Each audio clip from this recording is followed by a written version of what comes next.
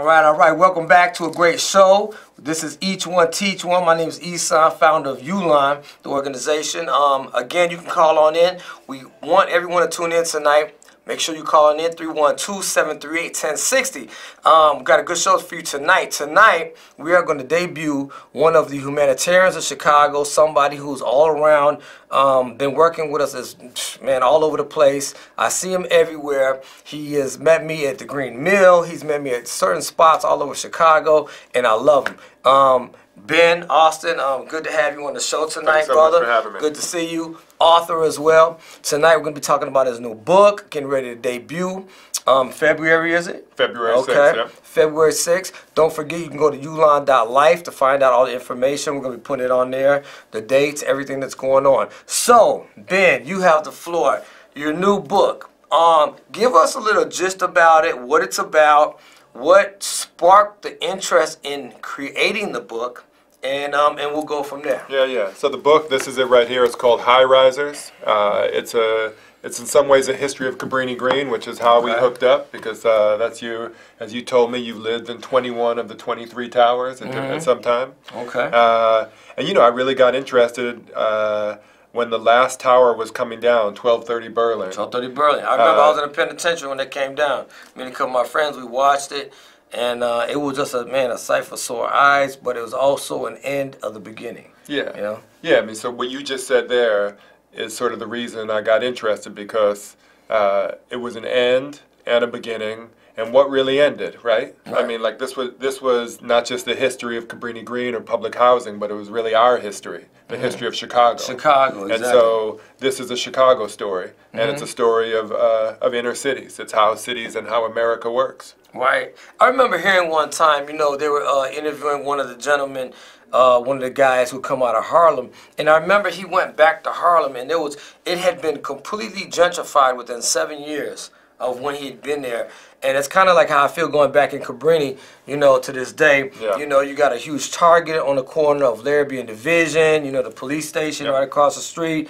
New mixed income, housing sites, and I mean, literally, it seems like the sidewalk itself moved forward like probably 15 feet because of the high-rise developments, and they narrowed the walkways, and I mean, so many places you can drive in now, and it's just so the whole area is almost like a dream. Yeah. Because my vision of it is one way, which I can envision the same thing with someone who's from Harlem. Manhattan, these other places where it's just been so changed and gentrified. So what was your prospect in starting this book? First of all, how long did it take you to write this book? Yeah, so I mean, that was that December 2010. Here we are in 2017. And I wasn't working on it the whole time, but on and off. I mean, since then. So it took a minute. I mean, here we are. Right. So, I mean, here it is, you got Cooley High, Candyman, Good Times, Heaven's a Playground. You have all these movies and documentaries that create a vision of Cabrini. Yeah. What did you get out of it? I mean, like, let's keep it real. I like to get to the nitty-gritty. Yeah. So, what were some of the hardcore points about the book? What were some of the downfalls about the book?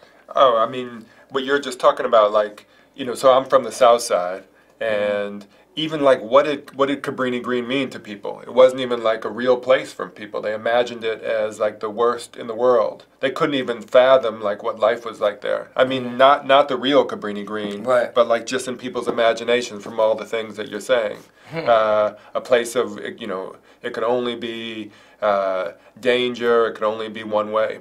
So I think, getting down to it, like both that, there were all kinds of troubles there, but there were also kind of just, all sorts of real life. So, I'm writing about real experiences of people there, telling the stories of people who made a home there, even amidst, some of the, the poverty, the isolation, the legal activities, but also many that weren't that way. And I think, people can't even envision the sort of complexity of life that happens even, say, in a public housing development. And especially at Cabrini Green, which became, like, as you know, like the stand-in for all of them. And all the problems of really, like, public housing in Chicago and nationally, but even, like, all the sense of, like, an inner city the problems of inner cities. Right. I always call Cabrini the motherland of all projects because, I had brought a lot of different, mainstream rappers at the time, from Scarface to Fat Joe to Cabrini.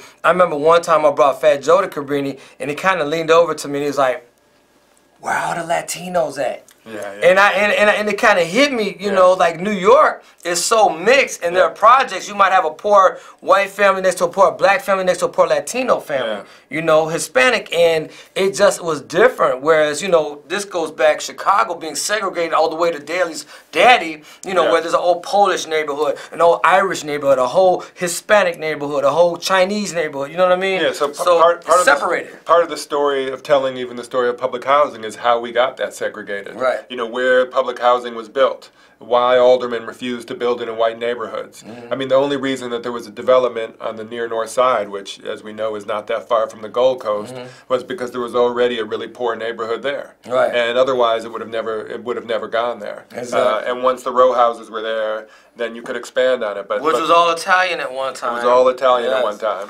And what you just said about Chicago, I mean, I was just, I was reporting in Rockford, Illinois. I'm a reporter for the New York Times Magazine and other publications, and they were talking about how segregated the city was. And I'm looking at houses where it's like black, Hispanic, and white mixed together. Coming from Chicago, that seems so foreign. Like you're just like, this doesn't seem segregated to me. Right.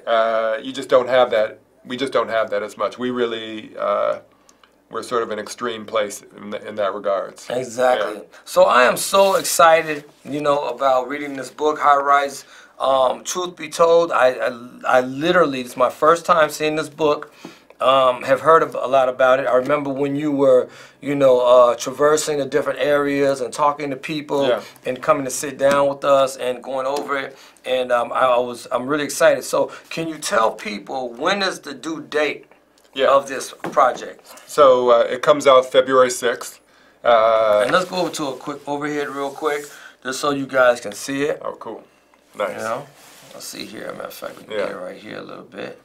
It's a photograph by this guy, John H. White, who's an amazing photographer, and he did all these photos of Cabrini in the 80s, in the late 70s, and so, it's a beautiful shot. So it comes out in February 6th. Amazon bookstores, local independent bookstores. There's going to be. One thing we can say, because can't just push it in the sense of product, but we can say you can go to our website and find out more about it. Yeah. You know what I'm saying? Just so that we can get it. This is the author, a good friend of mine, and make sure that you look him up, find out. There will be links on my actual webpage, which is Ulon.Life. So that you guys can, tune on in. Again, of course, Ulon.Life is the name of the show. Each one teach one. So there's actually a moment where you're in the book. Really? Obviously I interviewed you several times. And it's partly what you said, that you came back to Cabrini after a stint and in prison and ran this newspaper, Voices of Cabrini. Voices of Cabrini. You picked it up. It had already been going for a while, but sort of fell out of publication, and you picked it up and started running it.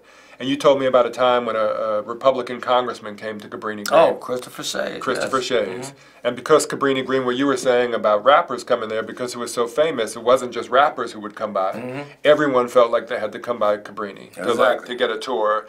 There were always politicians coming through. They imagined it as if this was the scariest place on earth, they needed to see it and understand whatever the inner city was. Exactly. So you show this congressman around.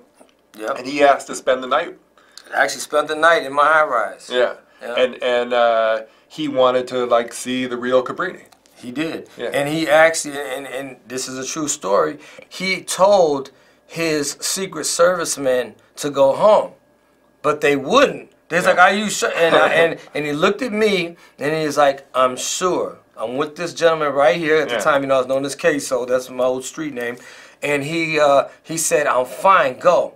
So I remember one walking to the corner and waiting, and another guy kind of going in the middle of the street, and they really just didn't want to leave this man, And the next day he had I guess it was a discussion at the City Hall on welfare programs, on welfare, and so he wanted to have a first-hand, I guess you could say, just kind of a feel of what it would be like to be there And I give him props because he didn't have to do that. Yeah. You know, and they finally left. I remember the next day in the morning, you know, he told me he was leaving. I walked him downstairs.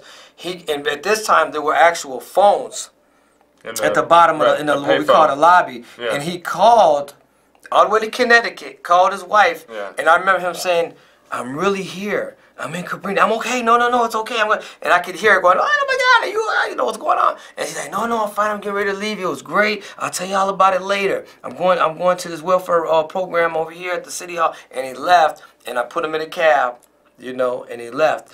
But I will say that it was just amazing that people from all over the world wanted to be a part of Cabrini. Yeah. It's really good. Real quick, I know the phone lines are blowing up, so we're going to take a real quick caller. Caller, you are online with Ulon.Life with me and my boy Ben. Go ahead, caller. This is Ray. Hey, how you doing, Ray? Okay, like I say, you talk from the heart, it's got to be the truth. But the thing is, why haven't you talked about Jane Byrne yet? She went in there. You remember Jane Byrne? Oh yeah, you know, I got a whole chapter on that. Yeah, well, you haven't mentioned that. I didn't know that. But it meant she had everything there. Oh, this is a great thing. Yeah, she wouldn't have done without them guards. Yeah, she didn't stay long. She wouldn't stay long without all her security. Right. So, great show, my friend. They took me to court.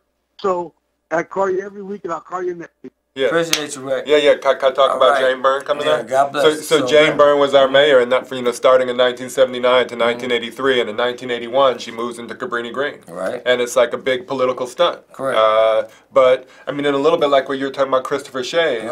Right. It's you don't just dismiss it either. Right. She stayed for about 3 weeks. Right. And there had been about 30 killings there in a 3 month period. And so this was a way to win, actually she was trying to win back black support, which she had lost because of some policies that she had done. And, you know, that story and the tensions, it really captures what was going on in the city. And she did this to win black support, and she ends up losing to Harold Washington in '83, who becomes our first African-American mayor. Correct. I don't know if you know this, but, you know, at that time, you know, we were there. We know the real reason. There was she was actually getting ready to tape a showing across. She lived in a building which was called 1150 and 1160, you know what I'm saying? And across the street, there used to be a playground. And so they did a lot of the interviews in this playground, you know what I'm saying? And so one day they were doing a quick interview, and there was a mob of people around, and people came by her, and a little girl crept through the crowd, and she started like tugging on her leg, right? And she's like, "Oh, hey, little girl!" And all the, you know, the people were like, you know, kind of focusing the cameras and the news people. And the little girl said, "Hey, you know, I don't know if you know, but my brother and them, they're on the top of the roof. They want to shoot you." And all of a sudden, I was like, "What? Oh my God, get out!" And that next day, she moved. Yeah. Well, that night, you know, she never went back. Yeah. But it's just funny that, you know, it took something, you know, from a little girl for her just to say, look, enough is enough. Yeah. Now, don't get it twisted. She wasn't this big angelic, you know, person. She moved in. She cleared off a whole floor. Yeah. You know, she took the walls out of one. And now, you have to remember, in some Cabrini Green apartments, there are 5 bedrooms. You know, some have 4, some have 5, some have 3, all the way down to 1. But she leveled out a whole floor and put security up there. So you're talking over 50 rooms of an apartment.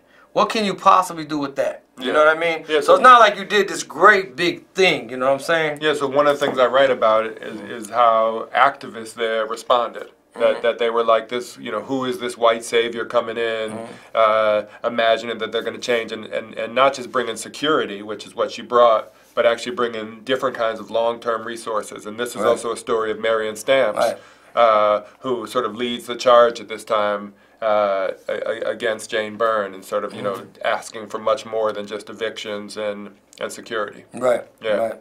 Yeah. Her daughter and I are really close, and we do a lot of work together. Yeah. I'll say that, you know, I think that this is really a very positive thing. I really want you guys, you know what I'm saying, to feel free, you know what I'm saying, to do the research on this. Make sure that you get a copy. Go to my page, Ulon.Life, to find out more about it. Again, February is coming up. Well, when is the due date? Yeah, so it'll be out on February 6th. Okay, yeah, February 6th. Yeah. Okay, and February 6th, is there going to be a place? Are you having a book signing? Yeah, like, what's going on? So February 6th at the Promontory in Hyde Park. Okay. Curtis Mayfield cover band, Curtis Mayfield's son, Sugar Ray Dinky, Cabrini Rap. Uh-oh. One of my guys, old school Dinky. Y'all remember Sugar Ray? Maybe the first Chicago rap ever. First known Chicago. In fact, Russell Simmons himself actually flew down there to try to talk to him and try to get him to come back up there. Yeah. You know, so talk about a legend here. Yeah, you know? wordsmith. I mean, he could make up rhymes about anything, and you know, he made, you know, crazy public service announcements. He still got my recordings too. Hey, Sugar Ray, wherever you at, man, get them recordings. Bring them back on that day. Yeah. Let's do it. Let's go to the studio. Yeah, and also there'll be something. I think it's on the 20th at the National Public Housing Museum as well. Okay. So, which is down actually only 2 blocks from the row houses. You know, in the city. Okay. So, great. Now let's get a little bit more into the book. What I want to know is, are there some of the things in the book that makes you feel close to Cabrinians? Meaning, were there people that you interviewed that actually that touched you, that you have probably, maybe, I'm not gonna say changed your life like miraculously, but somebody that you really feel, you know, some of the tenants that you talk to that you could really bond with? Yeah, no doubt about it. There are a few, and why do you think that is? Just because it's you know, people. So there's this myth, which, you know, people who, when they talk about, especially poor people, they're like, you know, you're poor and it's your fault. You should be, you know, lifting yourself up from your own bootstraps. But people were doing all kinds of amazing things within this space. One of the women I write about is Dolores Wilson, who ran the resident management in 1230 North Berlin, and just an amazing person. She did change my life, talking to her. J.R. Fleming, same thing. You know, just he's someone I write about a lot in there, and the level of work of being an activist, of fighting for an idea, and even developing how he thinks about housing and need. You know, I mean, one of the things about public housing and where we are in the country now, I mean, they're sort of working out a tax deal right now in Washington, which is going to cut a lot of funding to cities, is like, what's our responsibility to one another? What is our social contract? And public housing might have not worked, or high-rise public housing as it should, but it also represents the effort, and it represents an idea of what we of the kind of things as a country we can attempt, and we're not doing that anymore, and we need to think in those terms. We need to think about why housing is so valuable and why we need to support all kinds of people. You know, what does it mean to share in that way? Right. Do you think that there's going to be a part 2 to this book? Something that you can get from this, maybe even as a subtopic of this book? You know, are you in a position to whereas you're not done? Yeah. You know? Well, like I said, it's also a book about how cities work and how Chicago works. And I think, I mean, those histories, those stories are evolving all the time.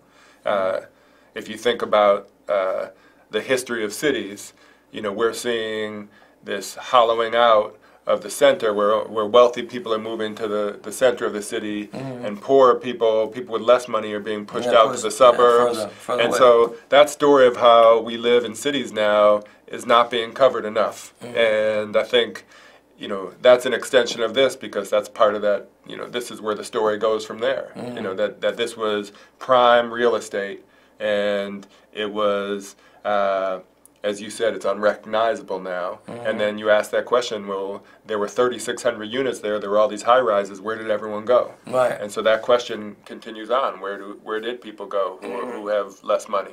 Correct. And real quick, did you get to talk to any of the developers? Did you get a chance to, you know, I know that when I was running the newspaper, we connected with a lot of people that wanted to be the ones. Because remember, at that time, it was a big bid on who was going to be, you know, the remodelers and developers of the whole near north area. And I remember that Peter Landon. Yeah, Peter Landon at that time, you know, with Landon Architects, was one of our very close friends, probably one of the few people who even came into the, you know, community, came to the town hall meetings in Cabrini and showed a deep, sincere interest. Yeah. And guess what? Good for him. Finally, after all these years, even though he didn't get that first bid and that contract, he now develops major real estate in that area. Yeah. You know, and kudos to him, man. Peter Landon, I'm so proud of you for finally coming up. Yeah, that was good. No, so, I mean, one of the things I did in researching this book was not just interviewing people. I mean, I talked to everyone, man. I talked to developers, city officials, mayors, the heads of the CHA, you know, people who work there as lawyers. But I also read all those newspapers that you wrote. So, you know, when you were running the paper, you interviewed Landon and everybody. And so yeah, and Peter Holston, who is now running the mixed income at Cabrini Green and in other places in the city as well. Someone I spoke to, Bryn Shore people as well, who are running the another development. Yeah. Wow, that is really amazing to me. I think it's really good that somebody from the, I guess you could say outside, and not in a bad way, as I was saying, some of the most people that give, and I mean from the heart to actually change a neighborhood, sometimes and sadly happen to come from the outside because they have the love that the people from the inside really don't see. Or maybe the time, you know, maybe the finance, but whatever it is, their niche in creating a community comes, I would say, probably 60% from the outside. Yeah. People don't know that. Yeah. You know, and when that's in Inglewood, South Shore, the Austin neighborhood, a lot of people on the outside are so interested in these places that they come in and they give their time, their effort. They start these workshops, they start these after-school programs, you know what I mean? Yep. And you always have these other people, like these activists, they don't, oh, well, they're not from here. But in a way, that's not what humanitarianism is about. They really are from here because they're from Chicago. Yeah. You know what I mean? Yeah. And it takes us, because all it takes for someone to move in the area, and they're from there. And on the the flip side of that, there are also things happening in the community that outsiders have no idea about. I mean, there are people, you know, running after-school programs. There are Cabrini Green Olympics. There are, you know, activist groups. There's, you know, there are all kinds of things that are happening. Community centers that people couldn't even fathom is going on. Exactly. So, like a lot of people didn't know how Jenner School in Cabrini was actually at one point like second in the nation as far as academically, you know what I'm saying? And you would never hear that. Yeah. You would never hear that story. Like, are you kidding me? So, you know, big kudos for that. So, I would like to ask you a quick question about this book, since, you know, this whole segment is dedicated toward this book. What is the actual title of the book? High Risers. High Risers. High Risers. Okay, High Risers. So it's you know, it's both the high-rise building, but also people, and it's also Old Man Daly when he was when the towers were going up. Okay. You know, he wasn't great at speaking, so when he tried to say high rise is, that's what he called it, and he went to Washington to ask for more money at one point. Actually, when you sit down with Daly, the son, the mayor, the former mayor. And you ask him had a lot of run-ins. So when you ask him about public housing, and this is something that you could, you know, anyone who sat down with him, you know, dozens of people, he's had this. He busts out this testimony from 1957, where his father goes to the Senate, a committee, to ask for more funding to prove that his family was not responsible for building the high rises. Okay. And so one of the things that his father says in that testimony is, we don't want high risers. We want to have, you know, we want to have low-rise developments. But of course, once they started building them, he was happy to place them and you know, dole out the contracts and throw them up. So is high risers kind of sarcastic as far as how he pronounced it? Yeah, I mean, I think it refers to that, but I think it also feels like it's people who are also lifting up in this space. And you know, like, if you're from Chicago, the way you understood the landscape for you know, 60 years, 50 years were these developments, and like they're gone. So to think about the entire architecture of the city, the skyline different, how we imagine and what they meant in the city, to see sort of, you know, separation, poverty, that's disappeared. Right. And also the conception of it. And one of the things that we find is like, the projects, as they're sometimes called, were blamed for all the problems in the city. But look what's going on now. Right. It's not the problem of public housing.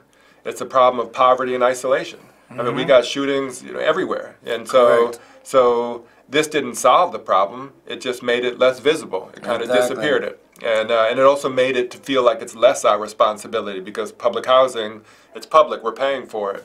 And so a shooting that's going on in the Wild 100s, in Englewood, in South Shore, the public doesn't feel as engaged because it's not on a public space. Exactly, and that's so true. So, real quick, did you want to shout out anybody that helped with the book, special close people, somebody that you just, you give a few people, just give some shouts out to some people that you feel are worthy, that you really kind of bonded with, during the book, people from all over, because this show goes everywhere and it's mainstream. Like, who do you want to give some shouts out to? Yeah, I mean, I just, as you said earlier, I mean,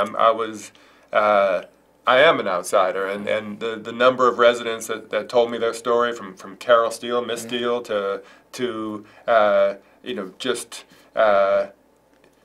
kids who talked to me, parents, let me into their homes. It's fair to say you did your research. Let me into their homes. Yeah, exactly. So this is that's what it takes to try to tell a story thoroughly. And so, yeah, I'm thankful to everyone. I mean, same thing that you did. You let me into your home and you talked to me, and that's sort of the model of the kind of hard work that you have to do. Exactly. And I will say that, man, you were very thorough. You have been doing this for quite a long time. I've been waiting for this product.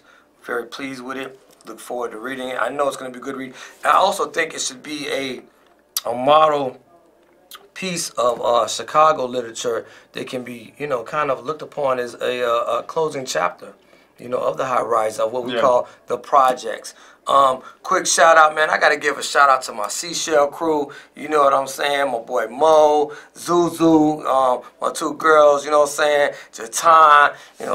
my other girl Jackie, Tamara, my guys in the back, we got guys in the back that work there. My boy Sean Izzle, Fred Izzle, my Rough Riders, I got to say Tone Capone, Steve, Dion, Sanchez, KC, all the new people, everybody. If I forgot you, man, I'm just on the move right now. I want to say I love you guys.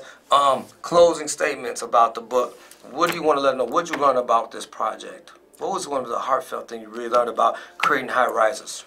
Yeah, just also the loss that people felt. I mean, so the caller called in about Jane Byrne, but one of the biggest events that happened there is the shooting of Dontrell Davis. Correct. In 1992, which sort of changed I think that shooting really brought down the high rises. Right. That changed. At that point, people didn't think that you could tear them down. It was just as if a problem that we had to live with. And so that was like a big history, but also then just talking to his mom. I mean, sitting down where you can talk about history, but then you also talk to a woman that had a 7-year-old. I had a 7-year-old boy when I talked to her.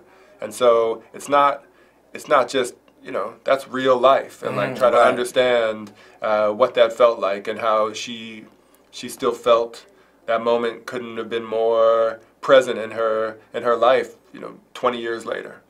So those kinds of stories. I mean, that's a Chicago story, and it's a story that changes history here, and it's also a story about a real person feeling pain and trying to make a go there.